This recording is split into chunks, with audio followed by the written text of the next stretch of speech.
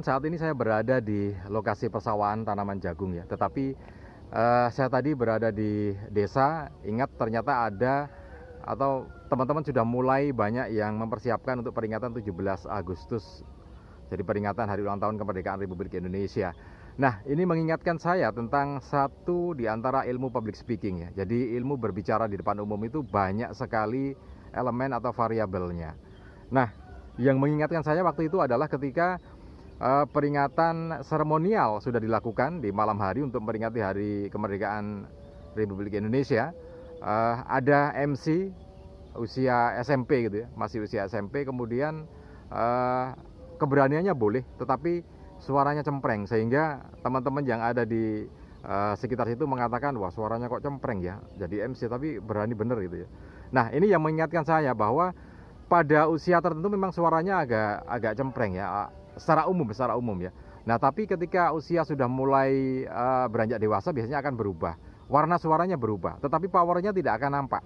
Jadi warna suara dengan power itu berbeda. Kalau power itu berkaitan dengan kekuatan ya, tone-nya, kekuatan. Sementara untuk warna suara ya setiap orang suaranya berbeda-beda, itu warna suara. Nah, tapi yang jadi mengingatkan saya adalah power itu. Power itu akan membuat suara cempreng jadi lebih berkekuatan, lebih wungkul gitu ya, lebih lebih mantap gitu. Nah, untuk memiliki power itu memang ada prosesnya. Jadi tidak bisa kemudian kita mengeluarkan power itu enggak, tapi ada prosesnya. Nah, itulah yang disebut dengan senam diafragma. Jadi paling tidak ada 3 proses yang harus dilalui seseorang supaya punya power yang cukup bagus. Untuk teman-teman penyiar di era 60-an, di era 70-an dulu sampai tahun 2000 ya, 2000-an gitu. Nah, ritual untuk senam suara supaya bisa punya power suara yang cukup bagus, mantap gitu ya. Itu ada senamnya. Jadi ada 15 jurus senam diafragma, itu harus dilakukan setiap hari selama 3 bulan. Jadi setiap hari selama 3 bulan. Senamnya 30 menit gitu ya. Senamnya 30 menit dan dilakukan setiap hari selama 3 bulan.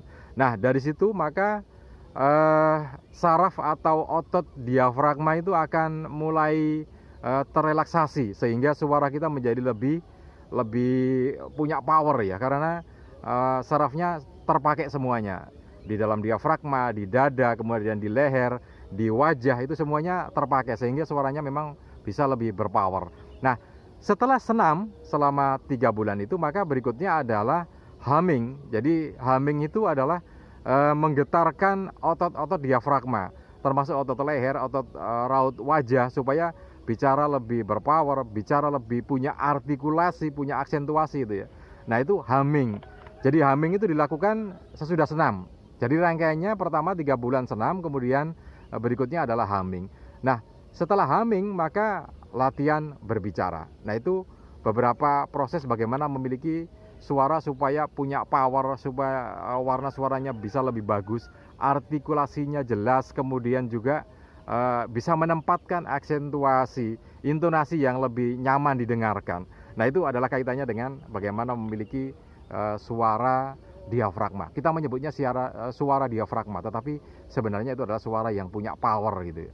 Nah, apakah orang yang tidak senam tidak akan memiliki suara diafragma? Betul. Ketika seorang yang tidak melakukan aktivitas senam ini, maka dia tidak akan punya suara diafragma.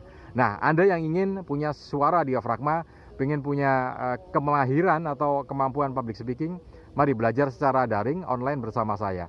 Nah, informasi lengkapnya silakan tinggalkan informasi Anda di kolom komentar.